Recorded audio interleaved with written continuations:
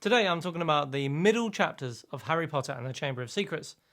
This makes up part of the YouTube series in which I'm reading the Harry Potter books for the very first time. So let's take a look at the book and see which chapters I've read for this video and give you a bit of a recap on the story if you know it, and just tell you a bit about the chapters if you don't know it. So last video ended on chapter 6, Gilderoy Lockhart. He's a new character introduced for this book. He's quite a smarmy professor. Hermione loves him and Harry and Ron don't, and neither really does anybody else. So that's kind of a thing. We're going to talk about that. Chapter 7, Mudbloods and Murmurs. Mudblood being an insult that Draco Malfoy calls Hermione, and apparently it's really horrible. Chapter 8, The Death Day Party, featuring lots of ghosts, including nearly headless Nick. Chapter 9, The Writing on the Wall. Oh yeah, do you remember that bit? There's literally writing on the wall. I can't remember if it's in blood or not, but it's like starts the mystery of the Slytherin heir, which this whole book centres around, which I really like. We're going to talk more about that too. Let's not get ahead of ourselves here. Chapter 10, The Rogue Bludger. Quidditch-y sort of chapter, that one. Chapter 11, The Dueling Club. Chapter 12, The Polyjuice Potion. Yeah, so that's good, isn't it? They make the potion in order to transform into somebody else. And then they do that. And there's a reason for that. And we can talk about that. So those are the chapters that I've read. My next video, I'll be reading from The Very Secret Diary, chapter 13, until the very end of the book. And then I'll have read 2 whole Harry Potter books. Let's get started with some of the differences between the first edition of this book and the 25th anniversary edition of this book. So here we go. The first change is Gilderoy Lockhart's book title, called in the first edition Weekend with a Werewolf, and in the 25th anniversary edition it's been changed to Wanderings with Werewolves. The second change, there's a few instances where Hagrid's offering a plate of treacle fudge in the first edition, and also he offers a plate of treacle toffee, and then it's referred to at several points during that scene where they're all in Hagrid's house. But in the 25th anniversary edition, it only talks about treacle toffee. So I guess at some point J.K. Rowling or her editors were like, yeah, toffee and fudge are completely different, which they are. Of course they are. So I don't know the difference. Don't ask me. The next change, Dumbledore refers to a Madam Sprout in the first edition, which is changed, I think, rightly, to Professor Sprout in the 25th anniversary edition, just getting up with the old sort of gender equality stuff after a few years. So, good. Lastly, not a change this one, but in fact a correction on a previous change which I talked about, which wasn't actually a change. I did say in my previous video that the word hiccuping was changed to hiccoughing. In actual fact, I'm just reading that wrong. The word hiccuping is sometimes spelt hiccoughing, hick-cough. And Stephen Fry knows that because he read it as hiccuping, and so I thought he'd read a different word. In actual fact, he had read the same word, he'd read it correctly, I had read it incorrectly. I'm not as good as Stephen Fry. He's pretty awesome. You agree? This isn't a thing. We're not going to do. We're not doing this. I've done it again. It's fine. Let's carry on. One of the first things I want to talk about in Harry Potter and the Chamber of Secrets, and indeed one of the first things that struck me, was this character Gilderoy Lockhart. He is, as I mentioned, an over-the-top, smarmy, arrogant character. And everyone sees through him, ostensibly, except for the female characters, which I kind of think is just really dated. All the boys seem to dislike him greatly, and it's not clearly through like some kind of jealousy because he's good looking or anything. And the girls, especially Hermione, like really love him and kind of worship him. And it seems that the only reason they do is because he's good looking, which for me, being that Hermione is one of my favourite characters, kind of annoyed me because I really respect Hermione. She's one of my favourite characters, and I think she's really intelligent. I think she's intelligent enough to see through Gilderoy Lockhart and see what we, the reader, see in him, which is that he's a faker, he's a pretender. There's something not right about his character. I don't know what it is yet. We're going to find out. We know that we don't know, but we're pretty sure he's lying about his achievements. Like, Hermione's way smarter than Harry and Ron, so surely she would have seen through that too. But the book kind of holds on to this kind of idea that because he's good looking and Hermione kind of fancies him, that she's going to just overlook that. I kind of feel like that idea is a bit dated. And I didn't like it. So before we even look at my notes here, I want to talk about my overall feelings about this section of the book. I love the whole mystery of the Chamber of Secrets. It did say that the Chamber of Secrets would be opened, or maybe the beast in the Chamber of Secrets would be let out once the heir to the throne of Slytherin, or the heir to Slytherin being the person what's his name? I can't remember. What's his name? Salazar Slytherin. Once the heir to Salazar Slytherin had come to Hogwarts. And I love this kind of journey that we're on, where J.K. Rowling kind of hints that it's this person and leaves little clues that it might be another person. She has the children suspect that it's Harry. We have Draco Malfoy in the picture. There's a few new characters in there who kind of got me a bit suspicious of them. So it kind of keeps you guessing. And I love that element of this book. We're going to find out at the end who it is. I feel like I know who it is. We'll talk more about it when we get to that chapter. So where are we? My first note. Oh, it's just how much I enjoyed these red envelopes that you can just send to a child at Hogwarts, which is filled with shouting. So you can send somebody a shouting letter, which I really enjoyed. And Ron's mum is the perfect character to do it. In the audiobook version, I don't know if you've listened to it, Stephen Fry has some kind of echo on his voice, and it's just really fun. And the way he reads it is hilarious. I just liked that bit. I know I talked about this in my previous video about the Chamber of Secrets, but it's continuing. J.K. Rowling is continuing with this theme of catching up the reader on what's been going on since the start of the first book. So even though I'm like, almost halfway through the book at this point, we're still getting Colin, a new student to Hogwarts, saying to Harry, I don't really understand Quidditch, which just gives J.K. Rowling an opportunity to explain the rules of Quidditch again, in case you haven't read the first book, which just I just wanted to skip through it again, because it's like, well, come on. Like, how often are you going to do this? You're going to do this in book 3, book 4? Like, it just kind of annoyed me a little bit. I also need to talk about the rules of Quidditch. They're stupid. They don't make any sense. I'll read this bit. And the fourth ball, says Colin helpfully, is the golden snitch, said Harry, and is very small, very fast, and difficult to catch. But that's what the Seeker's got to do, because a game of Quidditch doesn't end until the snitch has been caught, and whichever team's Seeker gets the snitch earns his team an extra 150 points. So instantly, in the moment that a Seeker catches the snitch, they get 150 points and end the game immediately. So that means whichever team's Seeker gets the golden snitch immediately ends the game and they get 150 points. That's fine if 150 points isn't a lot more than the amount of points that you normally get during a game of Quidditch. I was talking to my wife about this. She was saying that some games of Quidditch go on for years. And I was like, okay, so people go to watch games of Quidditch.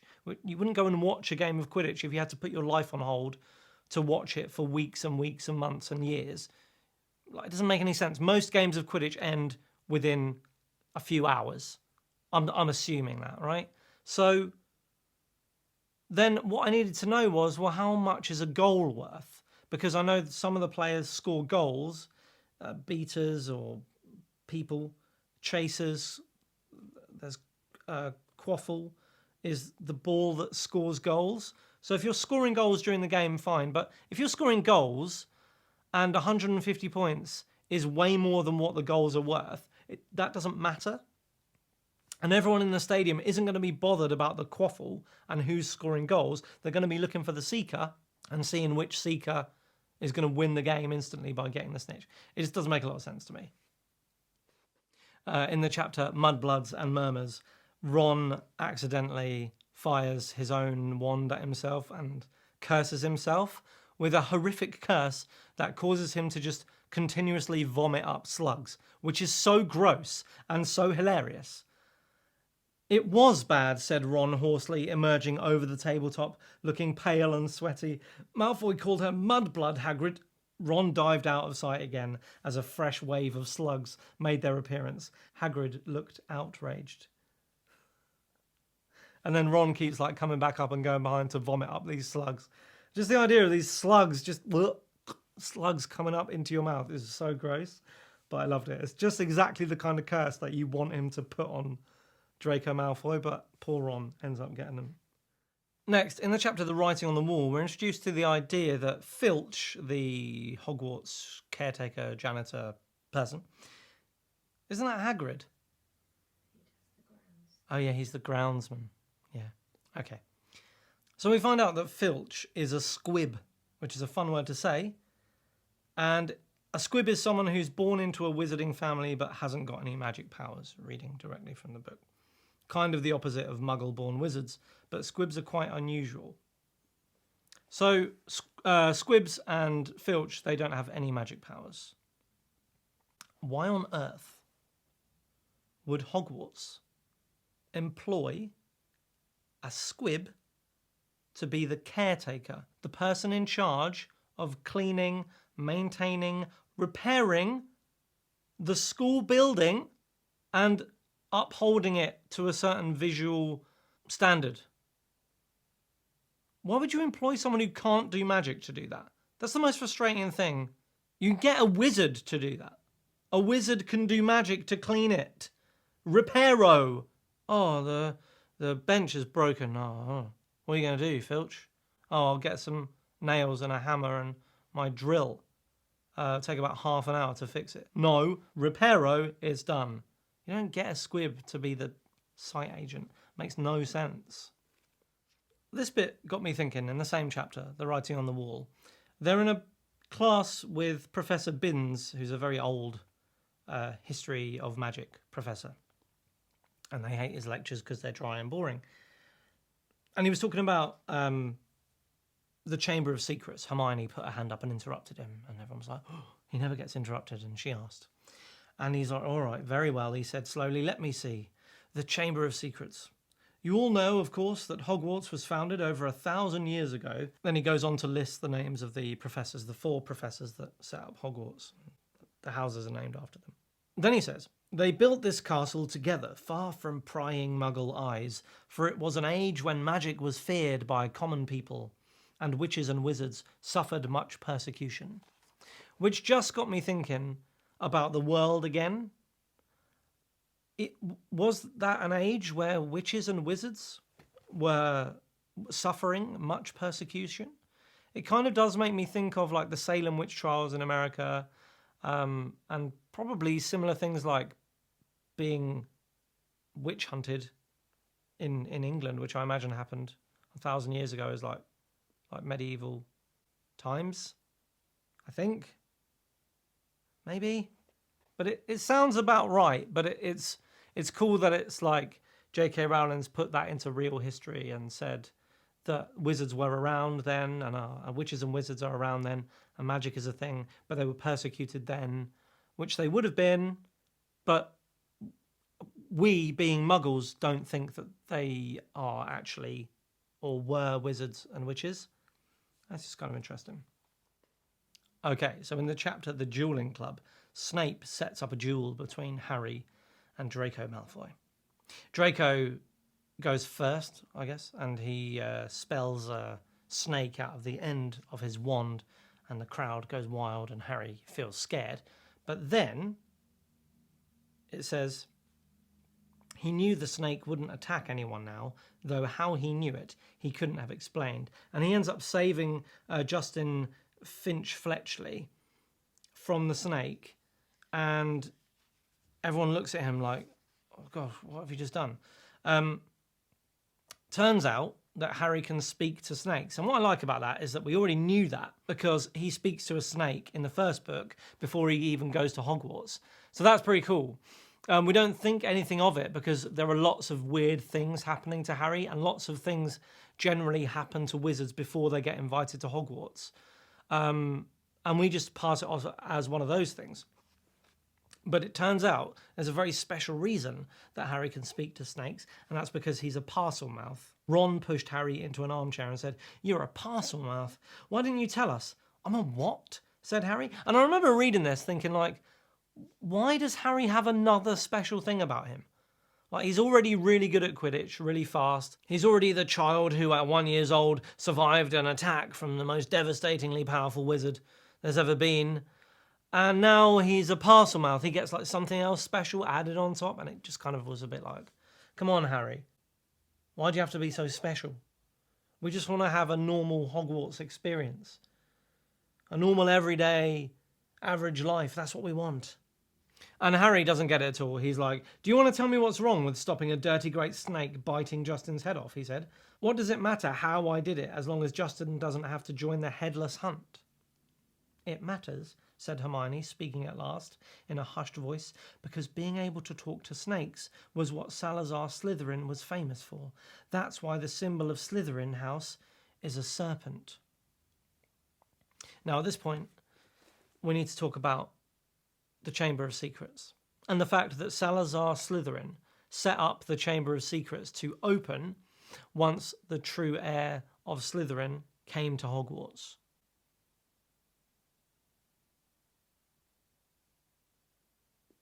So all through this book, your suspicions are kind of teased here and there about who it is. First, it's suggested that it's Malfoy.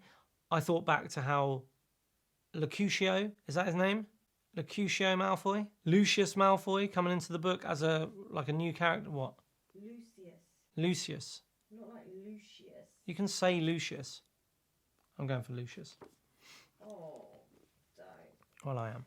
And Lucius Malfoy, Draco Malfoy's dad, is introduced as a new character in this book. You know, your suspicions are all there. But then it becomes quite apparent that the children are kind of over-invested in this idea. They've got it wrong. And you know that from pretty early on, that they're not going to be correct about it. And so you start to wonder who else it might be. Harry starts talking about how the Sorting Hat whispered that maybe he should have been in Slytherin. And that made me think, oh yeah, that did happen. Now surely it's got to be Harry. And originally it's hinted at nice and subtly so that you, as an adult reader, think, yeah, I think it's Harry. But then all the children at Hogwarts kind of assume that it's Harry as well. And that kind of threw me off and made me think, oh, it's not Harry. Because thinking about the end of the first book, J.K. Rowling likes to pull the rug out from beneath you and surprise you. I don't know if she's necessarily going to do that at the end of this book, but it wouldn't surprise me given the success of the first book. And I think the ending was quite good, so it wouldn't surprise me if something similar happened in this book. So I was waiting to be surprised at the end. Ta-da, it's Harry. And then kind of all the children suspected it was Harry, apart from his friends, who stick up for him. And that kind of made me go, oh, right, so it's not Harry. So I started to wonder, well, who else could it be? And I looked back at the new characters that were introduced, and there were two that aroused the most suspicion in me. And the main reason that they aroused suspicion in me is because Salazar Slytherin said, when my heir comes to Hogwarts, the Chamber of Secrets will open and the beast thing will be released. So that implies to me, well, Harry's been there for a year, and this is the first time we've heard about it, and it's been a year already. So it must be somebody else. So who else has just arrived at Hogwarts? Well, there's two people, Gilderoy Lockhart and Colin Creevey. And I thought, wouldn't it be a surprise for it to be revealed at the end of the book that it's one of those two seemingly bumbling but sort of harmless characters? So still somewhere in the back of my mind, I think it could be one of those two. And I need to confess something now. Before I got a little teensy bit of a spoiler, and I got this spoiler through playing the video game Hogwarts Legacy on the PlayStation. which takes place 100 years, I think, before the story of Harry Potter. So spoilers are supposed to be kind of minimal because it all takes place before the stories even began, and Harry Potter, nobody knows who he is or anything.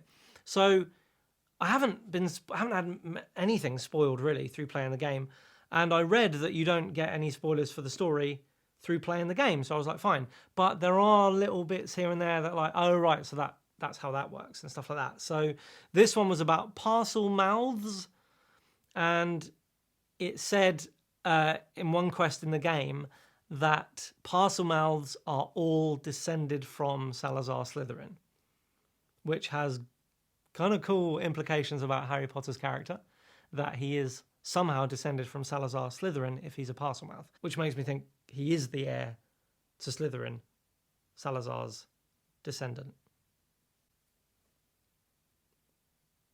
I'm like 95% sure it's Harry now. I would love for it to kind of do a flippy. That's the technical term for that, right? And actually for it to be Gilderoy Lockhart or Colin Creevey. Let it be known that I am officially predicting that it's Harry, but also I am also officially predicting that it's Gilderoy Lockhart, and also predicting that it's Colin Creevey. And if it's any of those three, then I win.